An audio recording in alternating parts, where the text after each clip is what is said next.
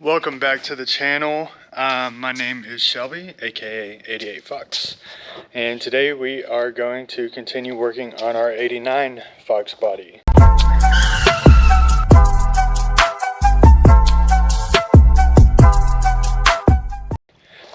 This was the free car that I got in a trade. Kind of traded up a couple things and made a video of me getting the cooling system under control. So still got some work to do with that. It works, I do know that, but one thing that we've had is an extremely hard start on this car.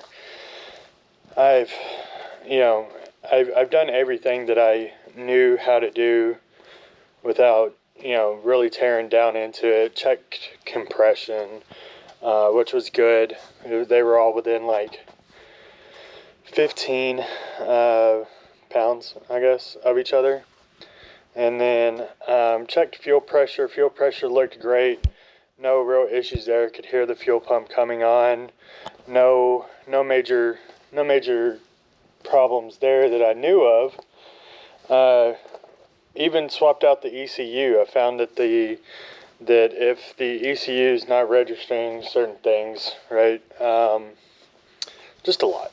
Right, so I still couldn't get it figured out, and I was tired of it because I want to turn this into a project or a daily driver at some point. But if it's going to take me 20 minutes to get it started, obviously that's not what we would need to do to have a daily driver.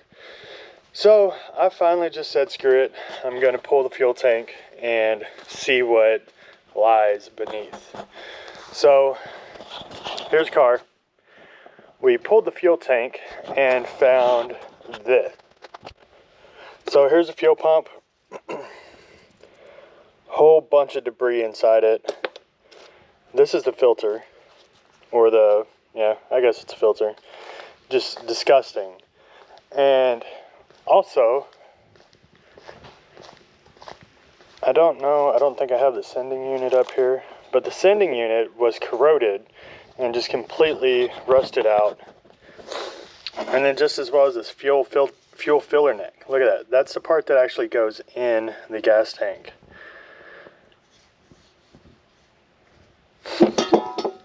So took all that out. As you can see, we got a big hole in the bottom of here.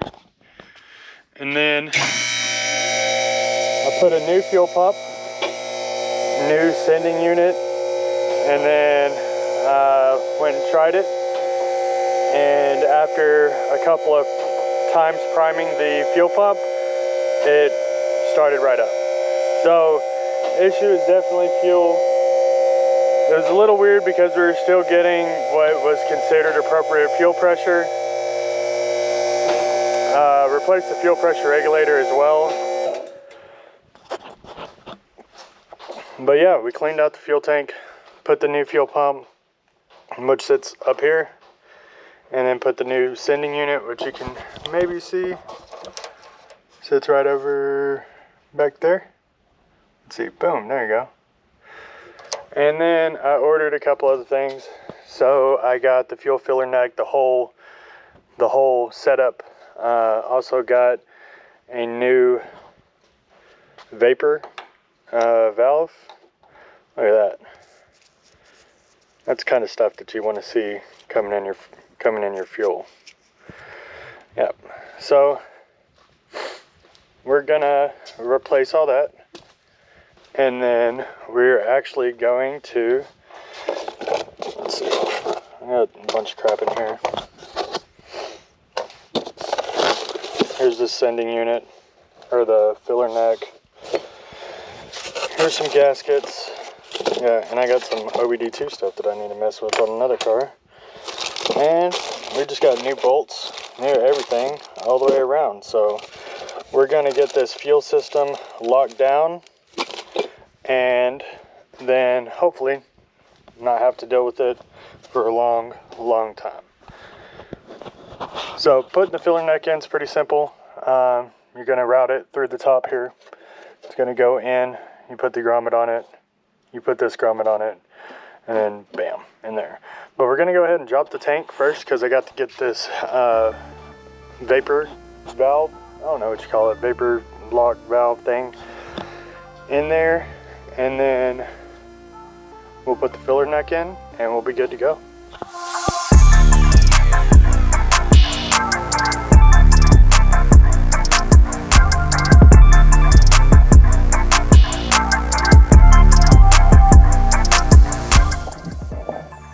So as you can see, new sending unit,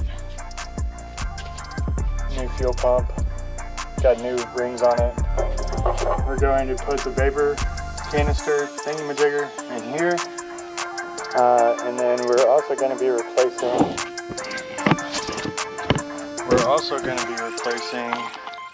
these guys. I got one kind of stripped out a little bit, so I figured while we're at it, might as well do everything right. But yeah, pretty simple.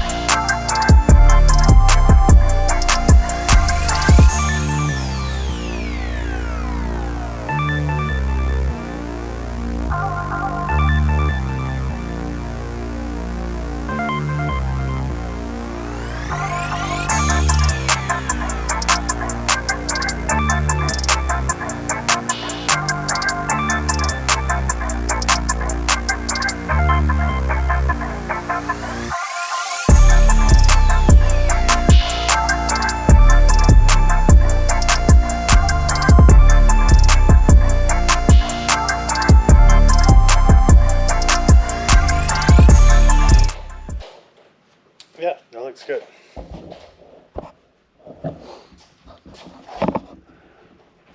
So now we can slide the filler neck on there, which I got this kit. It was just like a kit from Late Model Restoration. Yeah, I didn't go with Harbor Freight, or I didn't go with Rock Auto on this one. Surprise, surprise. Also, Late Model Restoration is only like an hour and a half away from my house, so I got next day delivery, which is always pleasant. Slide that in. I'm not going to bolt it in just yet because I want to get the rest of this stuff on here. So we got this gasket. It goes on the bottom side. Here's the old one. You can see the bolts.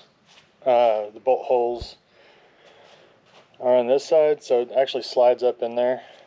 So it's going to slide onto the filler neck, and then it's got kind of a... Actually, it's going to go that way.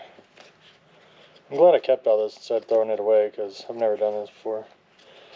It's going to go up like that, and then we're going to bolt it in that way. You notice how it's got the kind of like, it's not just like a perfect circle. So we'll line that up, pop that in, and then we'll be able to bolt it all.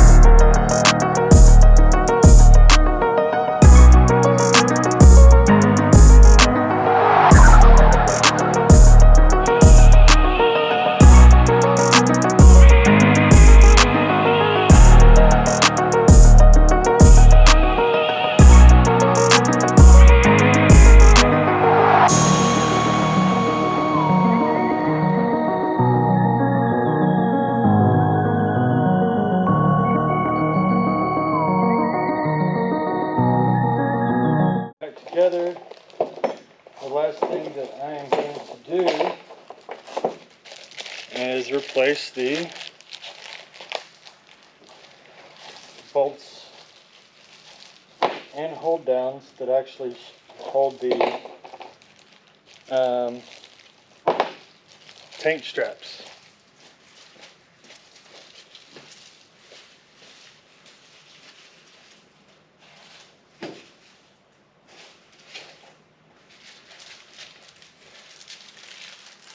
And the cool thing is this kit comes with 3 of them, so if you mess one up, which is pretty easy to do actually if you're trying to do this like on the ground, especially.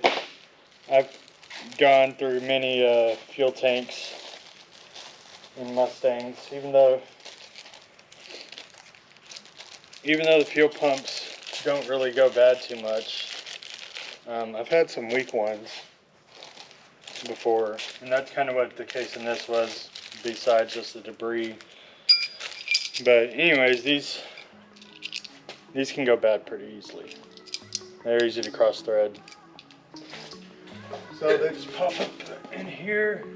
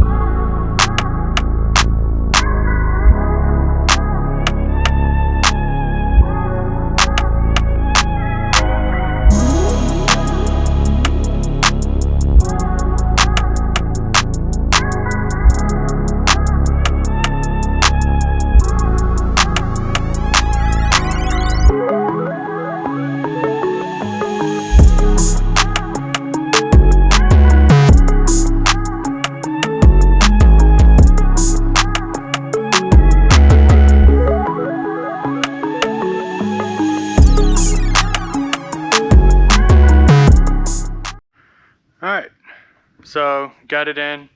I battled with that tank strap, but ultimately I was victorious. And I went ahead and drilled out that little hole so that I can mount that. I said at the beginning of it, I wanted to just be done with it. So there we go. Now we can go ahead and lower it and see if it starts up. We'll do this in real time.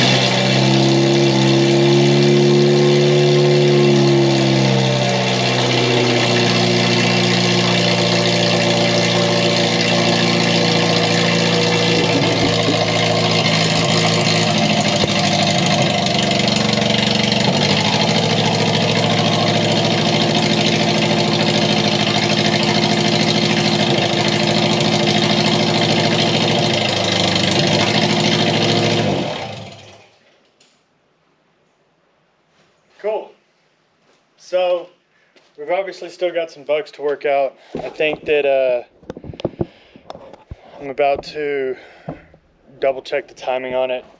I did pull the timing belt off, or cover off, to check it out, and timing was off a couple teeth because it wasn't sitting where it's supposed to be.